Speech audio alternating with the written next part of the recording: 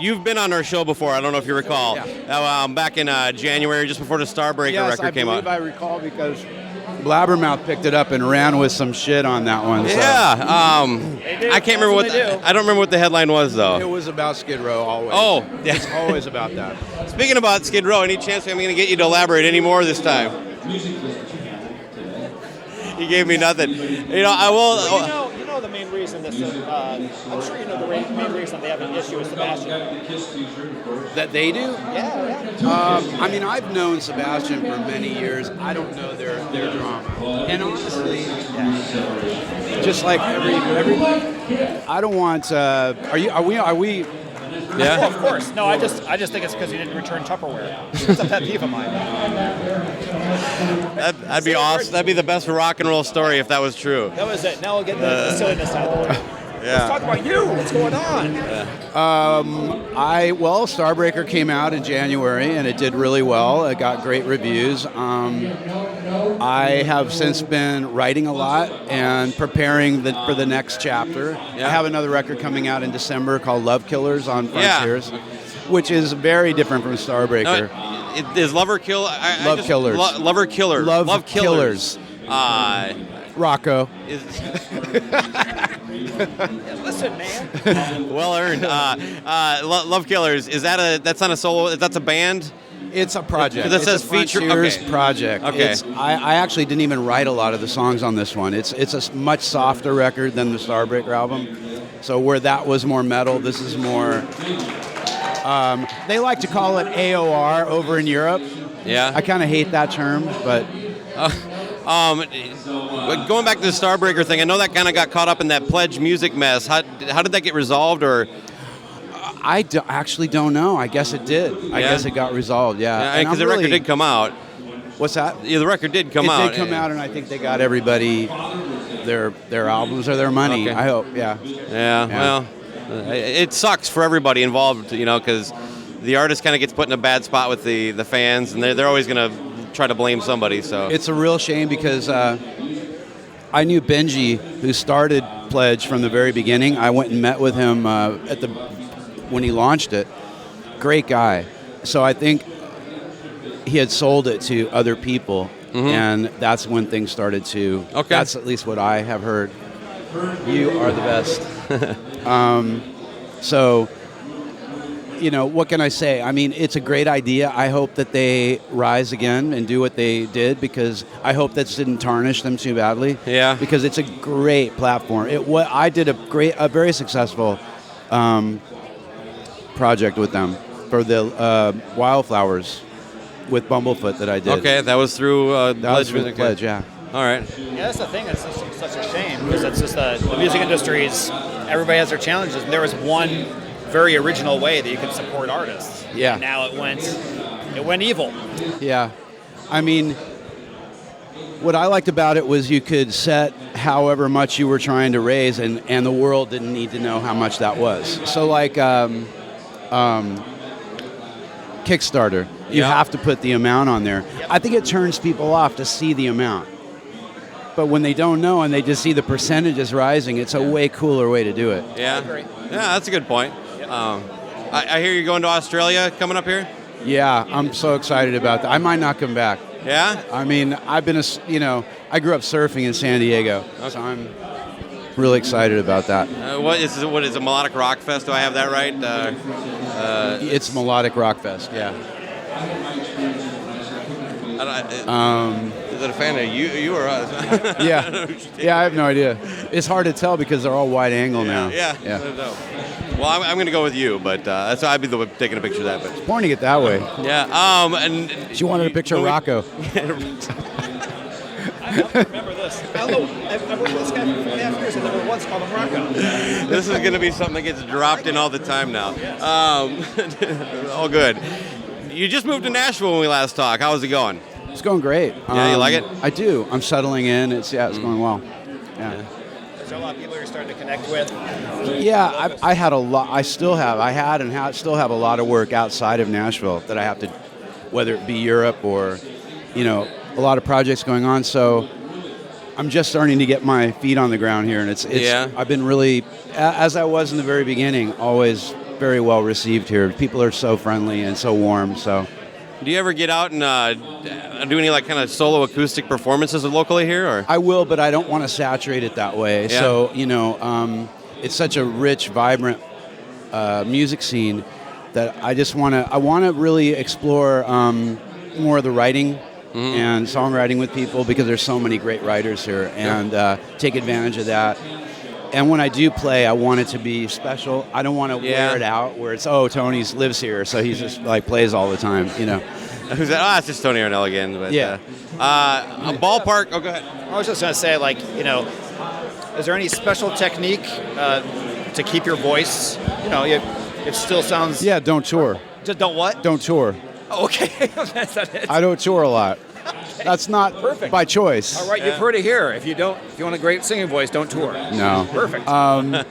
No, I took care of it. I did. And I had a great teacher I started with when I was 18 years old. My mom was an opera singer, so I know her, her regiment and her, she was just very, very, she was a good person for me to have in my life early on, helped me just know when to rest it. That's a big thing that singers don't usually understand. Like right now I'm talking all day and I have to sing a song tonight. I'm like, it's in the back of my mind, Right on. I forgot where I was going. I just had a dumb joke about the Kid Rock honky tonk. I don't think it matters. You could do it. What's the tour you got coming up in Norway? I wrote it down. 10,000 miles to go. 10,000 miles to go. It's the first time I'm going to be doing a storyteller show. So basically, and it's actually coming together really beautifully. It's basically taking you as quickly as you can. You have 90 minutes. Yeah. It's not a long time. Right. 75 to 90 minutes. It's really not to fit songs in and maybe get like 3 to 5 minutes of a story in. But I'm trying to compress it the best I can, my life, and all the different areas of it, and get the beginning. The thing So is, you're going to touch on all your bands, all your projects? No. Or? Because it's in Norway, the focus will be my life and TNT. Okay.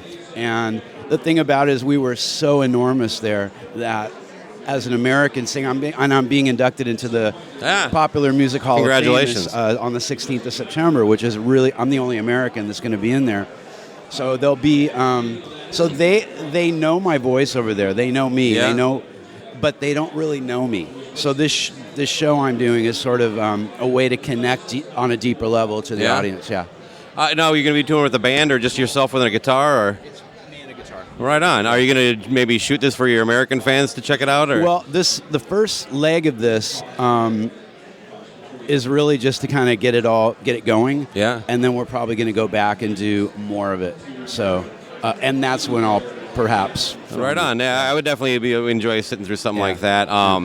Me too. I just like the fact that people are starting to do this more. Like John Corabi kind of does this now too with a storyteller. So, yeah, I mean, a lot of people do acoustic shows, and a lot of people are some people, I should say, are good at it.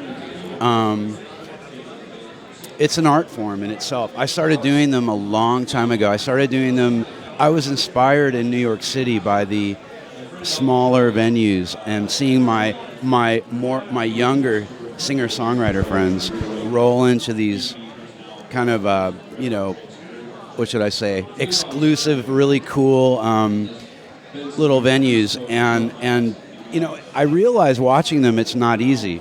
So I wanted to do it as to add another aspect and to challenge myself, because getting on stage in front of a lot of people with a lot of lights and a lot of sound is something I know how to do.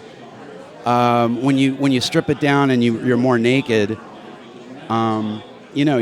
have to be. It's a challenge, and I wanted that challenge, and I actually over time I got really good at it, and so I'll have to warm up and get good at it again. It shows you how strong a song is when you strip it down like that. Well, that's the thing. Yeah. When I first did it and I started stripping down all the TNT stuff, I realized some of the songs that I had to choose very different songs than what you would think. It was very hard for me to make the big hits sound cool. Yeah. It was much easier with a lot of guitar obscure, pyrotechnics from Ronnie. You always have to translate back, yeah, right? Yeah, but in the 80s, so much of the song was production. Okay. And there were bands with great songs. You had Def Leppard, which had undeniably great songs. You had Guns N' Roses and Michael's wife, but in my opinion, this is so distracting. By the way, yeah. In my opinion.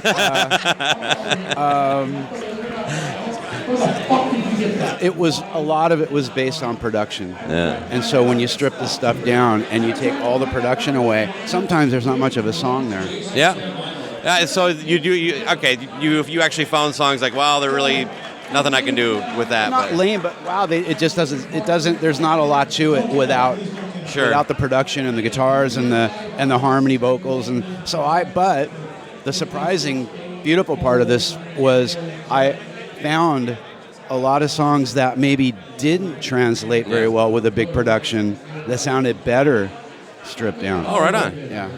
No, this is your first time at Rockin' Pod. What do you think? I mean, I've done 2 interviews. I performed last night. I'm already overwhelmed. Yeah. This is pretty cool. I mean, Chris puts all this. It's all. I don't know how much you know about it, but it was crowdfunded the first 2 years. Just by podcast listeners. It's very DIY. It's all about supporting rock and roll, and not just the past, but pushing stuff forward a little bit. But and you, of course, are the winner of the Tony Harnell cosplay contest. Yeah. Excellent. I forgot about that. Who did I beat? Oh, the Steelheart guy. Yeah. Okay, nice. I like it. Steelheart guy. No, yeah. We really appreciate you taking your time and being part of this community. Yeah, I know. Yeah, and I'd love to have you back on when the Love Killer comes out. Love Killers. I would love that. Okay, I'll learn the name better by then.